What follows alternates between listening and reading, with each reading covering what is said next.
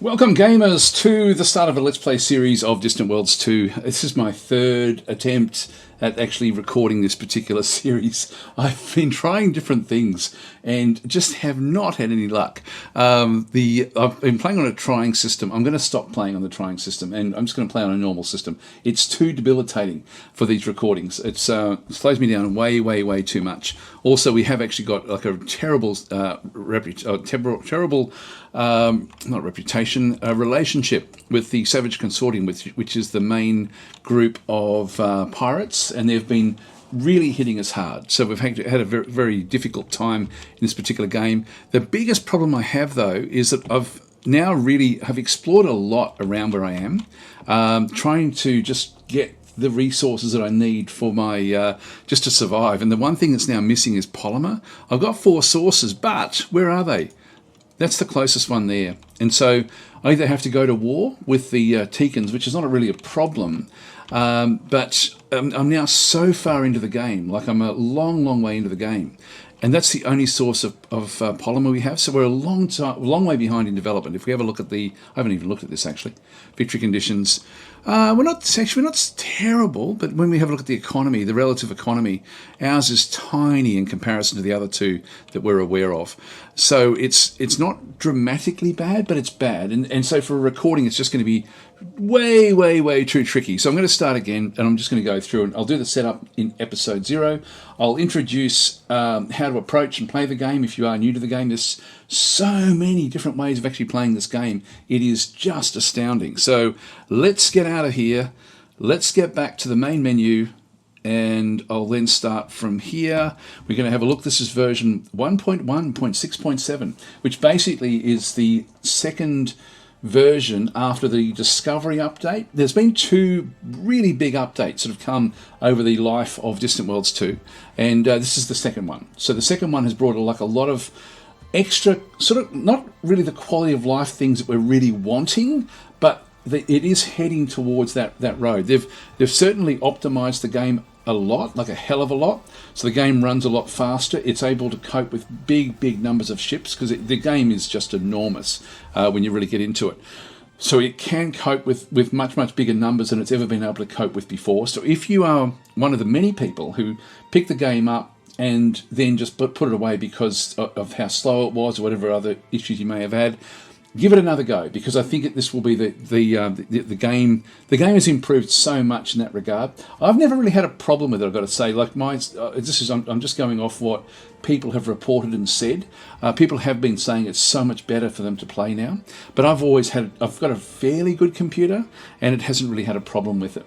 Anyway, we're going to go through, and I'll point out not all of the things that have come through with the Discovery update, but certainly the things when I see them, I will mention, that's a Discovery update aspect. So let's get into it. We're going to start a new game. This is also going to be covering the DLC, and we're going to be playing as the dumbest faction in the known galaxy. There is also the smartest faction has now actually joined at the same time. So we've got the smartest and the dumbest essentially are going to be coming in at the same time with this new DLC. I really like playing this one here, where we have a dense ring and then a dense center, a ring around the outside. I've been playing with dense nebulas. I'm just going to go back to normal nebulas, just so that it's not too compressed. And so we'll just play this way. I'm playing with 700 stars. That should all be okay, I think. 6x6 sectors, which is fine. Just go to the galaxy settings, back and through here. In fact, we may... If I go to 1,000 stars, 1,000 stars is too much. That makes it too dense in a 6x6. But I'll just go 700. 700 gives us a fair density of stars around us. I could even go less, 500.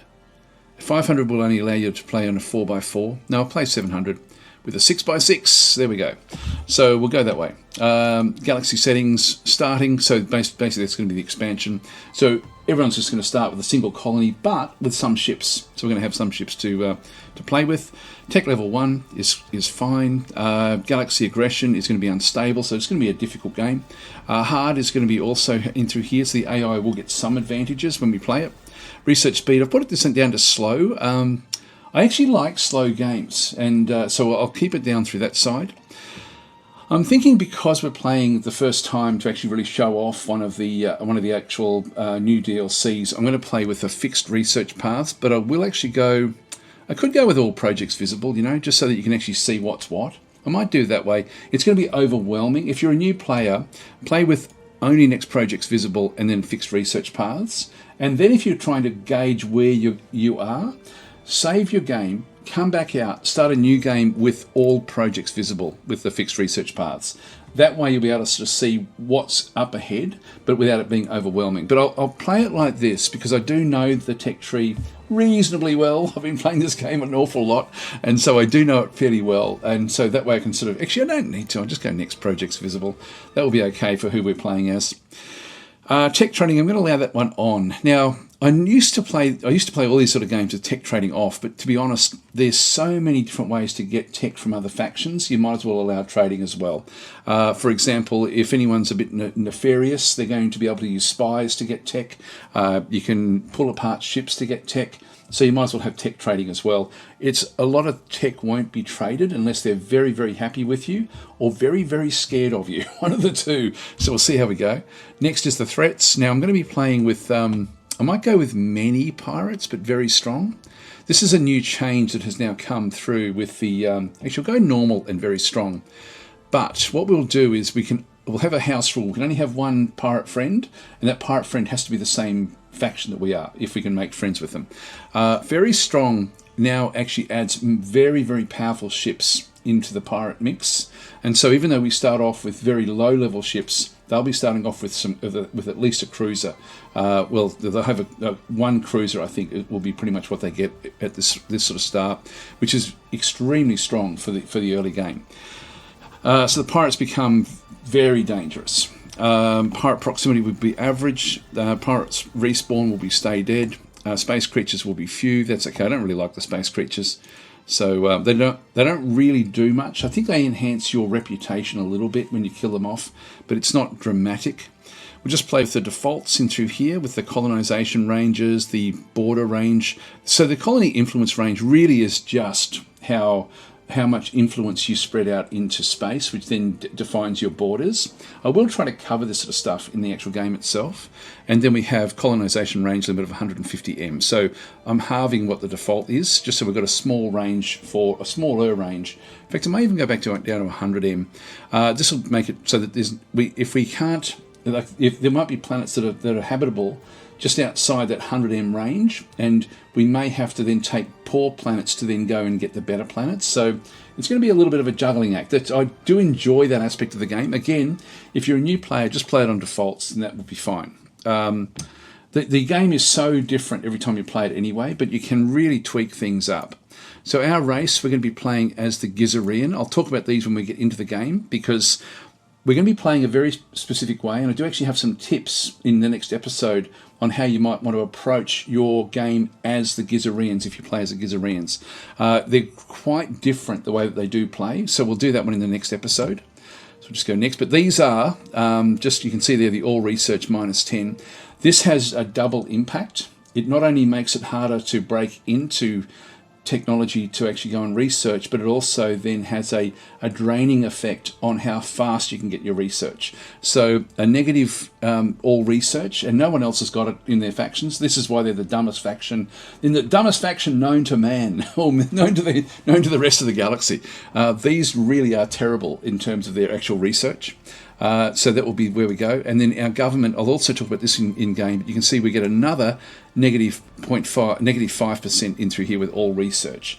Now, there is actually another way we could play this. We could allow any, this is another aspect that's now been added in with the Discovery update, is we can now allow any, and we can go and grab any type of government that's available, except for the Way of Darkness and the Way of the Ancients, like the two super governments. They don't allow those, but everything else is in there. If we went with a hive mind, the hive mind also starts off with negative 15%. So the Boscara, ultimately, if they're a hive mind, Boscara have got the same negatives in terms of their all research capabilities. But we're not going to be doing that. We're just going to go to allowed by race, and we're going to go and choose cell hegemony, which is a new government for this particular faction. Okay, then we're going to go into. So this is going to be our starting situation. I have been trying to record with trying. It's just too hard. This is the most dramatic change in difficulty in the game between trying and normal. Harsh and trying is not too bad, like between these two. It just means it's even worse for you with your home system than trying.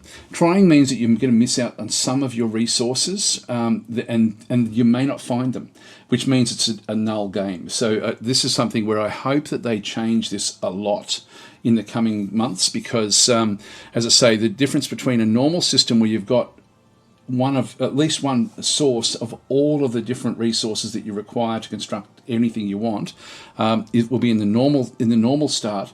The trying start might have 2 or 3 that are missing from your home system, but no guarantee that they're in the system next door or anything like that. So for me, this one needs to be really spread out. I wish it was basically harsh trying, and then 2 more batches between normal, and then we don't really need agreeable and excellent. This is just the mining rates that are available to you. So I don't know if you really need these. These are, again, like between normal, agreeable, and excellent.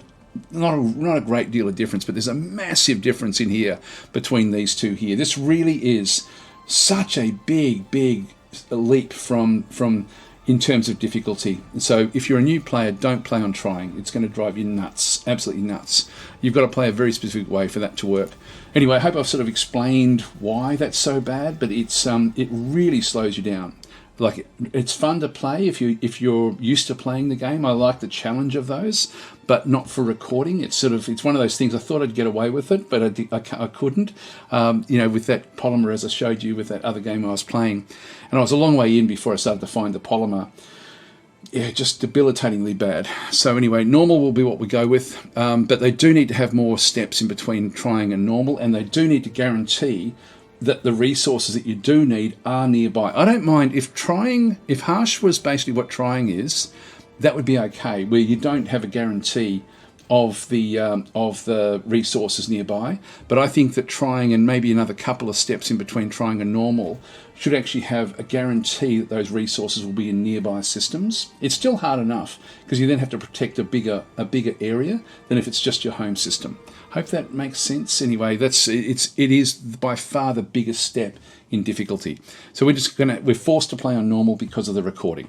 Starting level 1, and we're going to play in the center of the galaxy. So we'll just go into the center.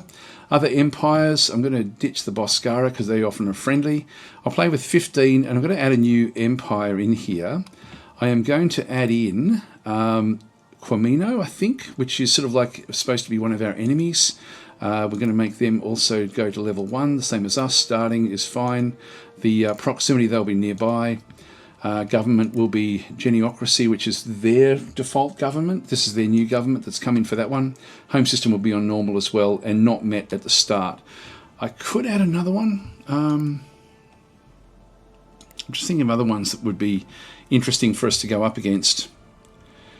The Tekin would be food for us, basically. So I sort of am tempted to actually throw one of them in, because they're going to be expanding like crazy, and we're going to then have opportunities to take their worlds and then eat the Tekin rats.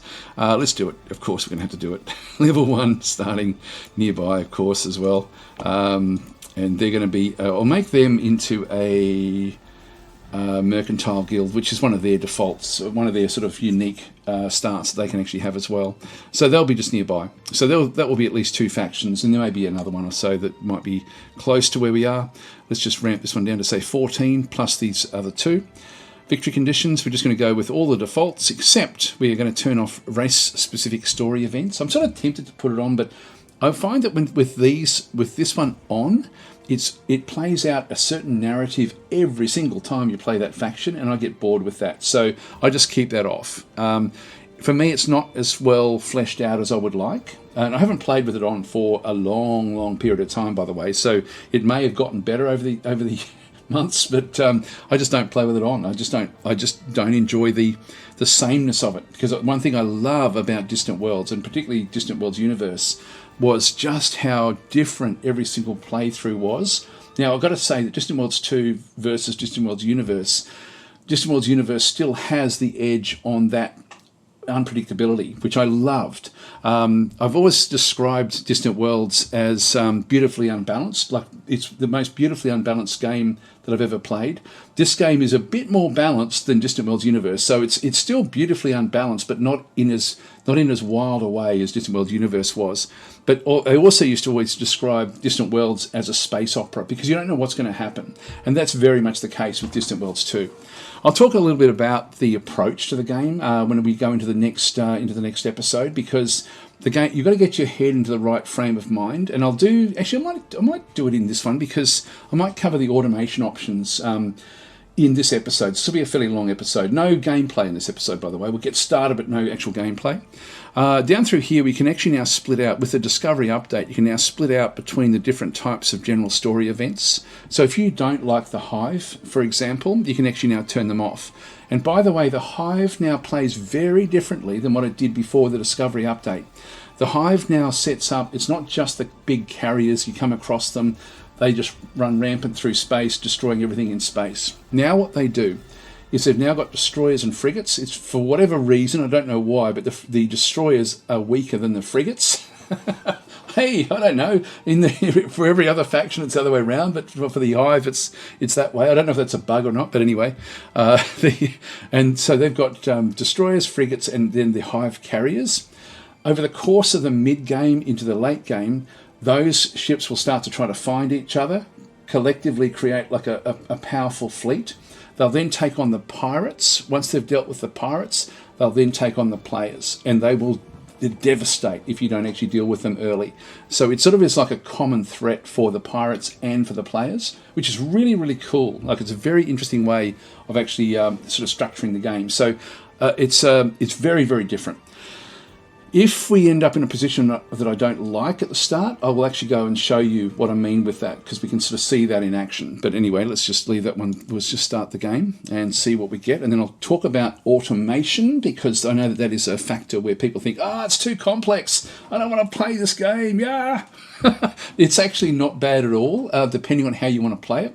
I'll explain how I like to play it and what I then do. So we've got the faction is known as the Gizurean Nexus. Our government is a cell hegemony with the Gizureans, who are typically very aggressive and reckless. Gizureans have natural skills in war weariness reduction, boarding assault strength. This is a key factor playing as the Gizureans, and I'll give you some tips in the next episode using this aspect of what they do.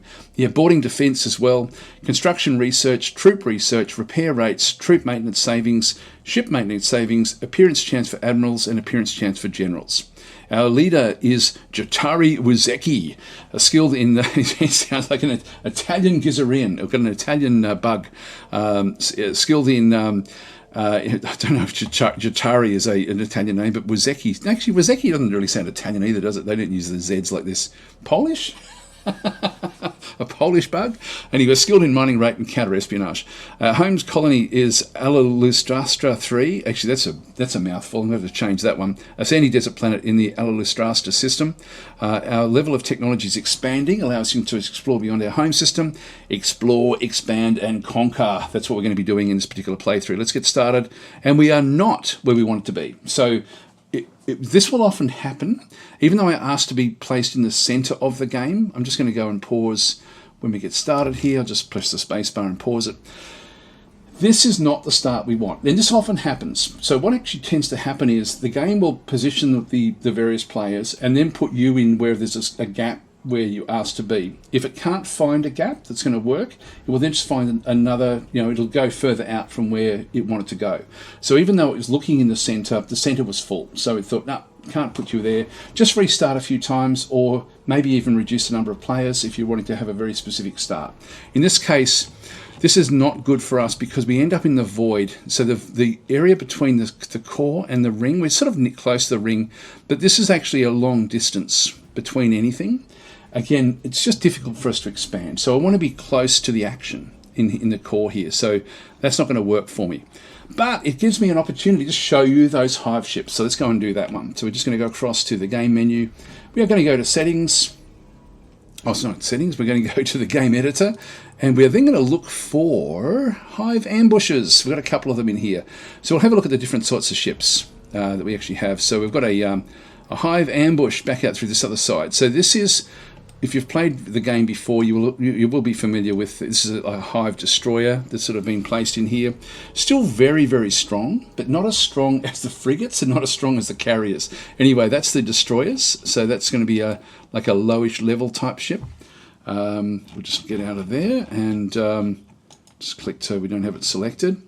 And if we go to the other one that we sort of saw, we'll just see what this one actually is. Now, we've got a couple of ships in here. Looks like we've got a bit of a graveyard that potentially was, that's an Ardalus. Oh, that's a pirate. So a pirate has started in here. This shows you what the pirates are like when they're on very strong. They have got a mountain of ships. And so this one here has got like a fleet destroyer. There may be a cruiser. Sometimes there's not. That's a fleet frigate. Big ships. Where's a big ship? Fleet destroyer. Fleet destroyer. That's only small. Fleet destroyer. We're not seeing it. What will tend to happen, though, in these more difficult settings for the pirate section, I can't see one. Sometimes they don't spawn with one. This one didn't. But if you attack their base and you don't take it out, they'll immediately start building a cruiser. And the cruiser will then be like a super powerful pirate ship that you then have to deal with. So be aware of that. And often the cruisers will then hover back. Actually, we'll just go across, have a look and see what this ambush actually is back over here.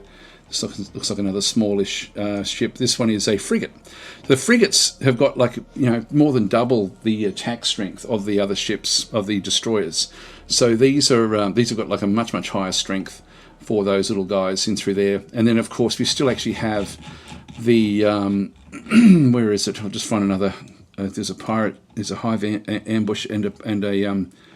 There's a pirate ambush and a hive ambush and a hive encounter basically all in around here.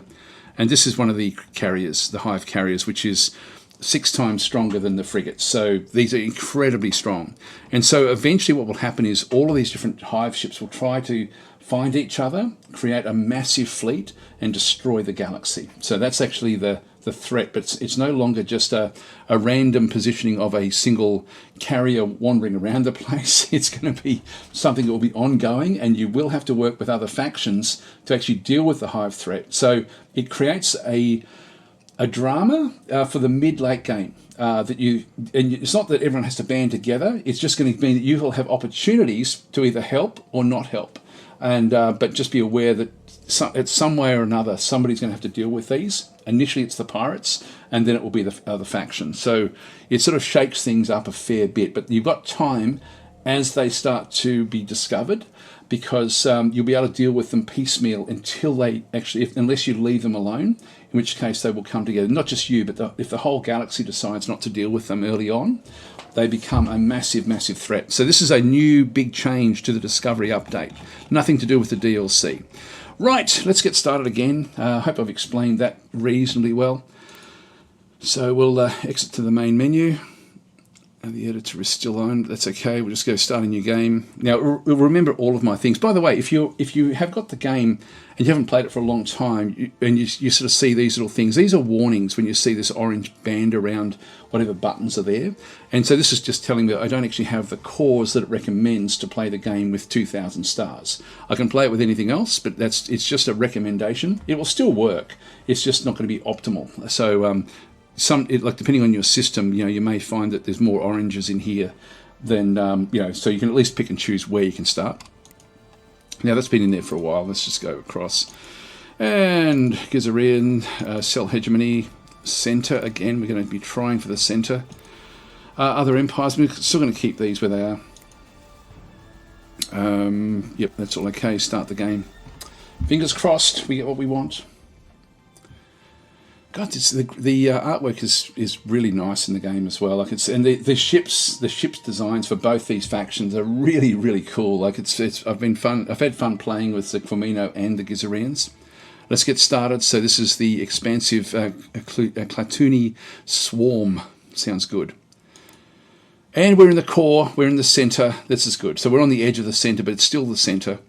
So this is where we're going to be starting. So I'll pause it there because we've got a lot to do in our first turn. So next episode, there won't be much gameplay, but I'll be doing a lot of describing how to approach the start of the game, and then After that, we'll then let the game start to run forward. There's a few things we want to be considering at the very, very start of the game.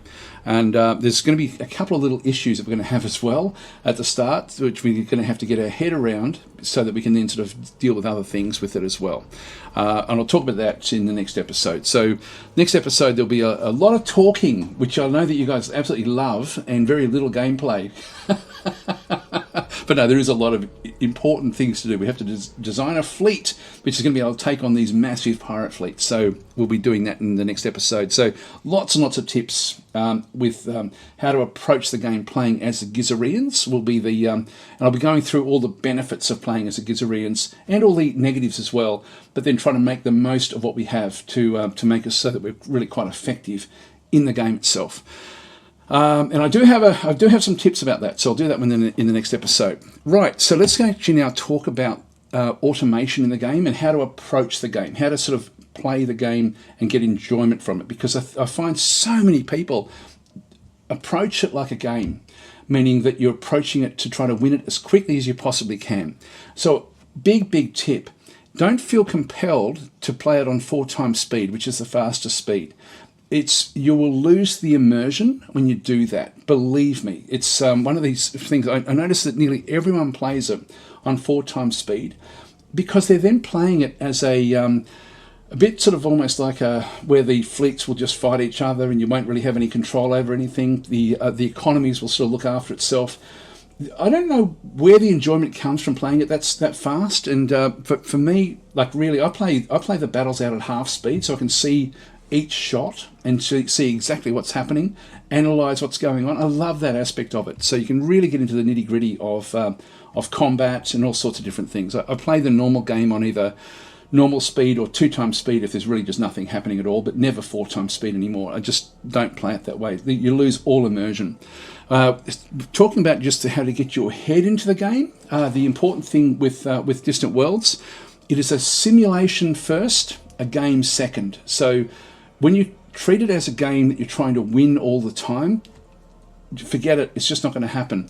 It's a simulation. Treat it as a story. So if you treat it as a space opera, there's going to be ups and downs. You're going to have some wins. You're going to have some losses. But if you treat it like it's an ongoing story and you're just managing little parts of that story every so often, the enjoyment factor goes really, really high. But if you consider it a game where you're just trying to get every single little squeeze, every little min-max win out of everything, again, I think that you then run the risk of being overwhelmed for one thing and also losing a lot of enjoyment. So just, I can't stress that enough as well, just to let the game be the game, because the game has got incredible automation. So let's talk about the automation before we sort of do too much else. When you come into your tab over through here, which is your Empire tab, it's then got a whole lot of other sort of sub-menus. The one on the end here is your policy settings. Now, policy is not really the right word for this, to be honest. These are your automation settings. It would be the easiest way to think of these. And so if you go to advisors and automation in through here, all of these, by the way, all of them down through here as well, these are all to do with automation, one way or another. All sorts of different things that you can then go and do just in terms of the actual automation of the game. Now, I've got it on custom at the moment. I always just like to start on default and then change what I need to change.